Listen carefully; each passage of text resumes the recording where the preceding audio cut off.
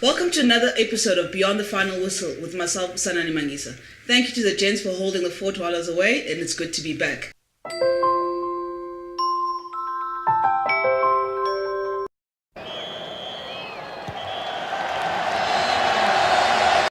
Gents, I'm going to take a bit of emotion out of it, and I'm going to get one-liners or two-liners from you. Springboks this weekend in a nutshell.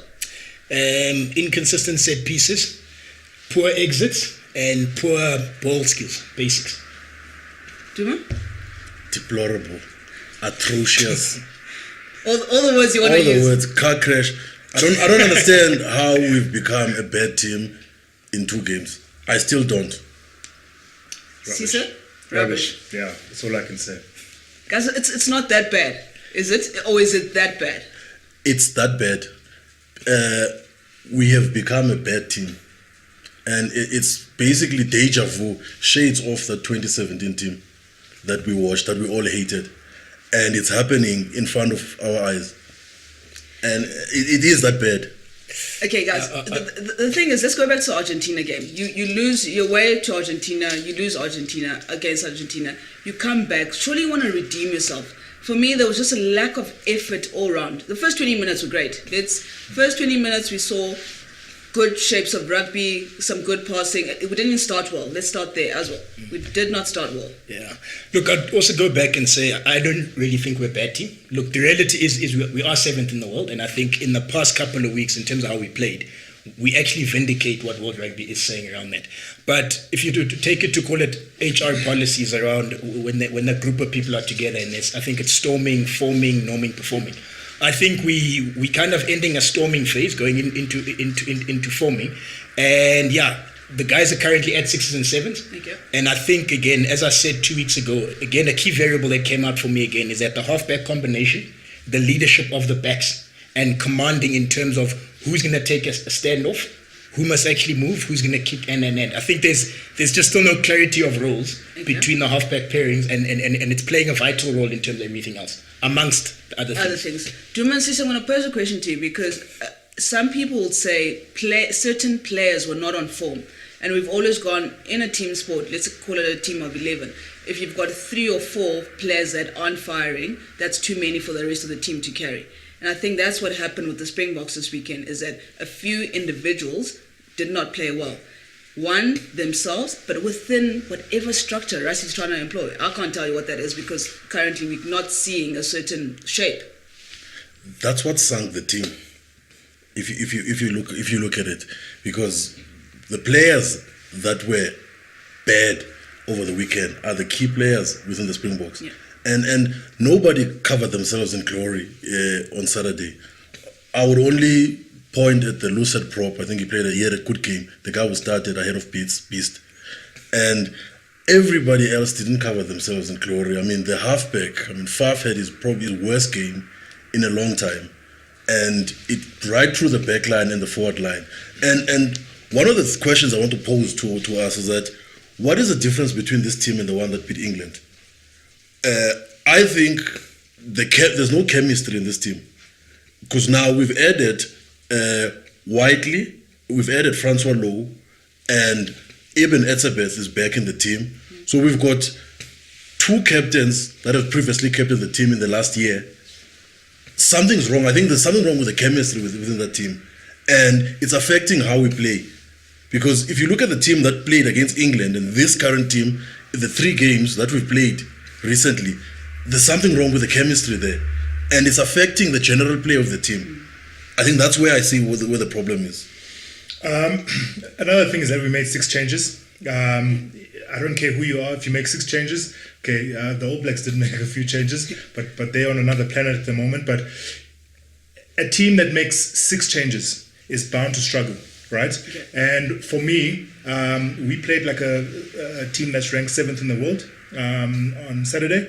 It showed in the way we showed up on the field. Our combinations were horrible. Our centers were nowhere.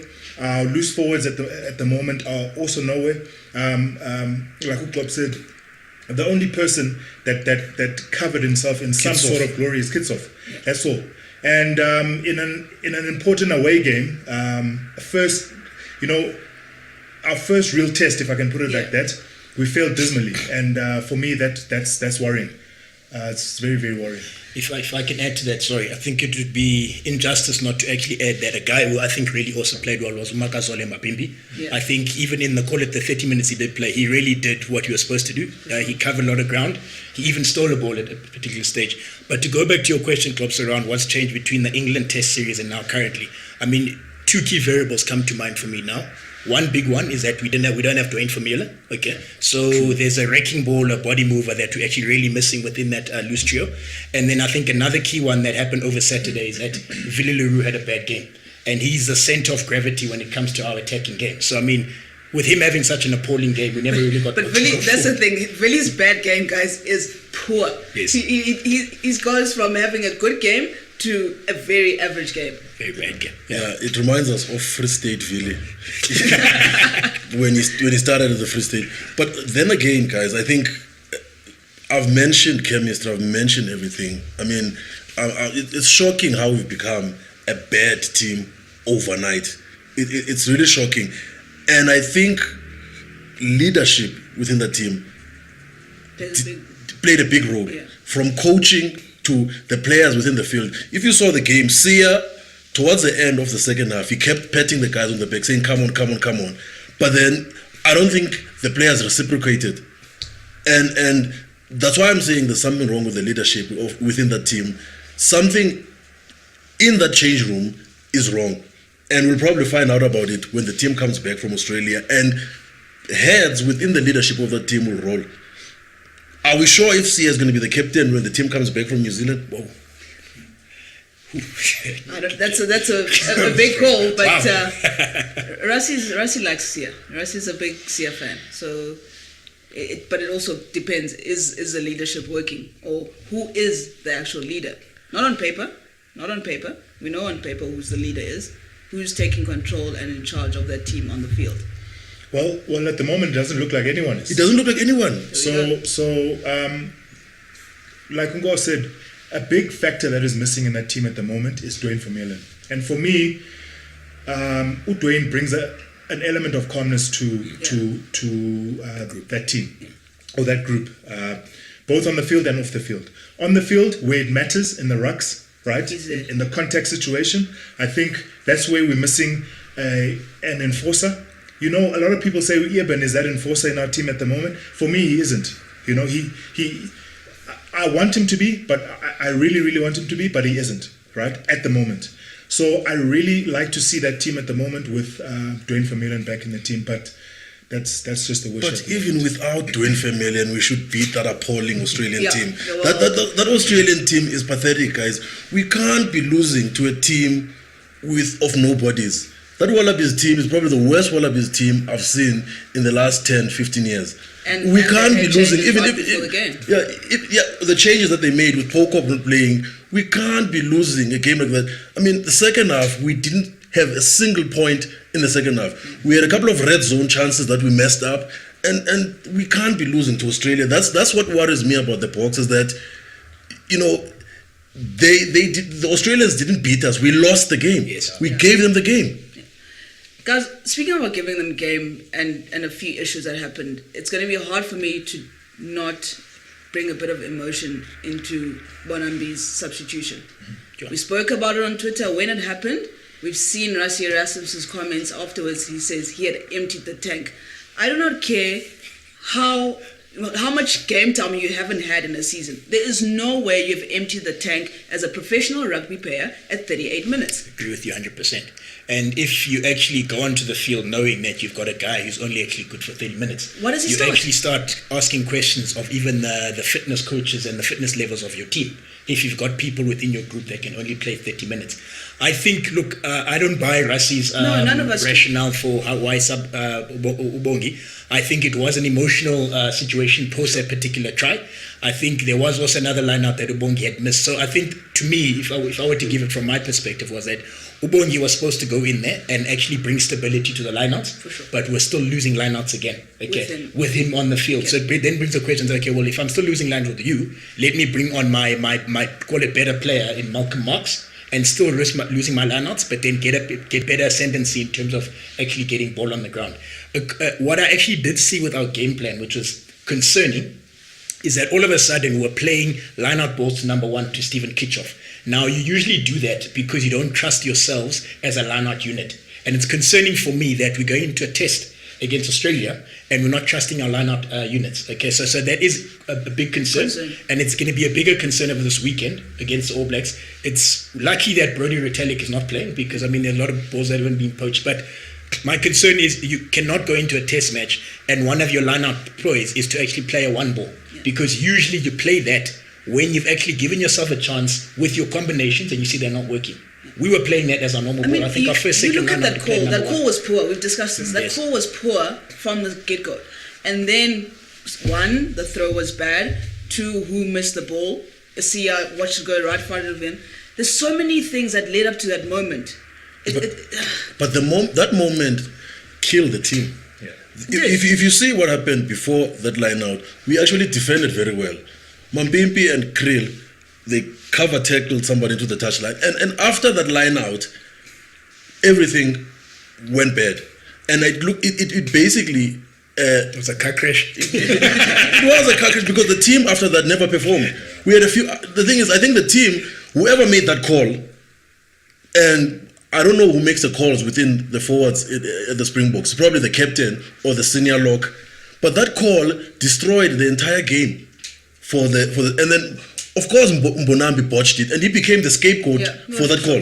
And he was not the scapegoat. The person who made the call to have a long line out close to our own try line is the scapegoat for that thing. Okay, so for me, Bongi, when it happened, I thought it was one of those things where a coach says to a player before the game, give me a good 30 minutes and I'll pull you off after 30. That's what I thought it was, right? Then obviously as the game went on and the reactions started happening on Twitter and everything, it started becoming clear, and obviously after the game. Now, my big thing is, Mostert called that call because he's the line-out captain, right? He called that call. Peter Steph Detroit didn't react, right, to the call that was made by he was meant to catch the ball. I'm sure he was in shock at the call as well. That's why he didn't react. That to me is a standard play of a South African team. Every single South African team, whether it's Super Rugby, Currie Cup, plays that call. It's a standard SA Rugby call, that one, you know. But for me, again, we were a step behind it, and I think a couple of phases before that tackle by Mbonambi and the other guy into Jesse Kriel. Jesse Kriel. We had the ball. We were on attack on the halfway line, and we got the ball turned over. You see, so we were just fighting always on the back foot, and and I think the result showed itself. Yeah. You know? I sat here a few months ago after that first Test match against England, and I praised Faf. Guys, Faf at Ellis Park had the game. And I said, the Faf of old is gone. 2017 Faf is gone. He's playing well. Then came this weekend. And if we are to get anywhere close, I'm not saying we're going to beat New Zealand. If we are going to get anywhere close, Faf's going to have to play well. What happened this weekend? And even in the first, when Faf was getting all the praise, I think the warning bells I was still shouting was that there's a difference between being fast and being erratic. Yeah, okay. We spoke about that. Faf, to me, personally, is erratic. Yeah. Okay. I mean, his heart's in the right place. He wants to do well. But you kind of need to make sure that everyone else around you is also ready before you start making certain plays. Okay, that's a one aspect. I also feel that, I mean, Faf's box kick has always still been a concern for me. It's very predictable, but also he doesn't get much yardage out of it. Yeah. So even him as an option to take the box kick as an exit is not really working, you know. There were a couple of exits that he did play which weren't finding touch or going 7 meters. I think there was even the one where the Australian guy was waiting for the box kick, actually had to run in because it was so short. Yeah. That's the one where Udialinde fortunately ran and caught it. So that's where the concern, I think, is for me for a guy like Faf, where when you look at your batch of players, it's a pity we don't have experience. I mean, a name that comes to mind, but I know I'll get crucified by many a rugby guy about this, is a guy like Ron Pina. So he will give you calm, he will give you experience, but I know that he's not very popular within the country. Then you start asking yourself a question as in, okay, a guy like Ambrose Papier, who to me shows more calm. Okay, he's also fast, but shows more calm than Faf de Klerk.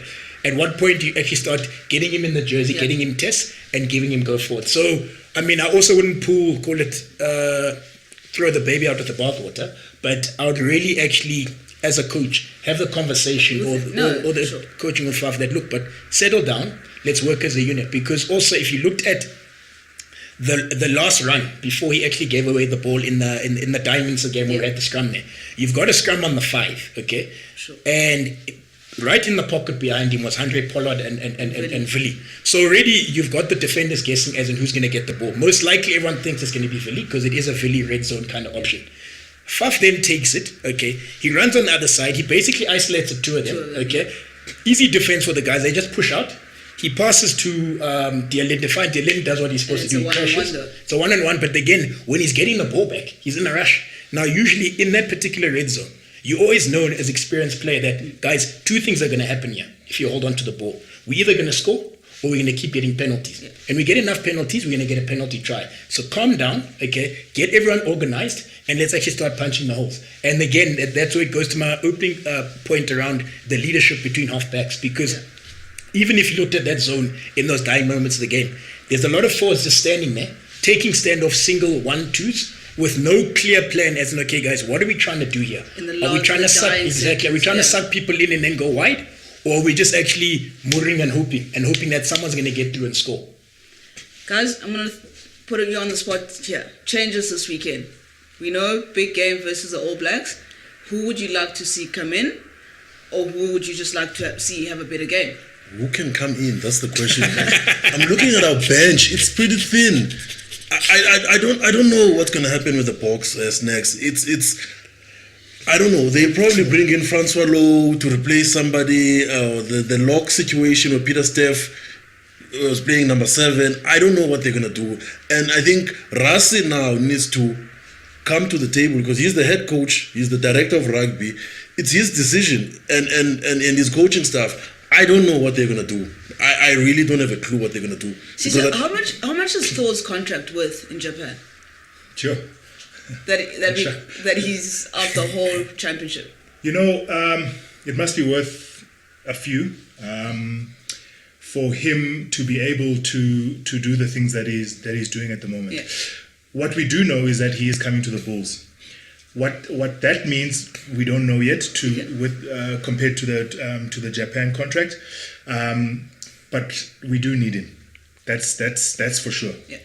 In terms of changes, we made 6 changes for this test. Didn't work, right? We're gonna probably have to make another few changes to go back to go back to some sort of original plan, stability. or default plan. Because at the moment, we look like a deer in headlights. Honestly. Faf is nowhere. Elton came in, had a nice game, had a fair game. He played it cautiously. Yeah, he had a fair game, but on his outside he had 2 battering rams that were not letting the ball go and just were killing momentum all the time. So I do not know where we're going at the moment. I think my view would be to ask a question as to where we're really battling. So what we've all identified over the past couple of weeks is that we really need to actually find a loose trio which you can settle with. Yeah. Okay, so naturally you beg the question, okay, Dwayne must come back, Sia must go back to 7, and then probably with options we got Francois Lowe will go back at 6. Okay, you then basically with your halfback pairing, I mean, I'd still give Faf a go. Yeah. I would like to get Papiri at least call it 15-10 minutes at the end. Okay, and then we between Elton and Henry Pollard, the Oaks must just start pulling finger and start owning that jersey and start owning that compete for that, because none of them are competing exactly, and that would be my thing there too. And then from the centres, I mean, Dialinde and Jesse Creel came in. I mean, nothing really exciting about them. I mean, one would say, okay, probably keep Dialinde, probably swap Jesse Creel for And yeah, I mean, I'd play it as I'd still give Villy a go because, I mean, as I say, Villy is very important for the go for that team. And then I hear Makazole is injured. Yeah, I don't know. I think he's on a flight back home. Yeah, I don't know what the situation with Springboks is, but I'd actually try to get him back as soon as possible. We'll probably miss him for this game, but then you'd probably then bring in Cheslin Kobe, and then you'd decide between Kobe and Villy who goes fullback and who goes wing. So the best combination that I've seen that someone threw around for the back 3 is Kobe, in my opinion, Kobe 15, Okay. Vili 14, and then obviously 11 Janchi. Then bring in Ahmed 13. Stick with Dialanda at 12 because I mean he's our most experienced 12 at the moment, and then go back to Andre, you know, with Faf at 9. Because again, that was our team against England, more or less, right? That's where we played our best rugby, Yeah. and I think we should go back to that sort of experiment that we were doing against England. And I think, you know, the experiment against England worked, right? And the experiments that we're doing now are not working. Okay. And I think we should be going back to what worked for us earlier in the season to get back our confidence.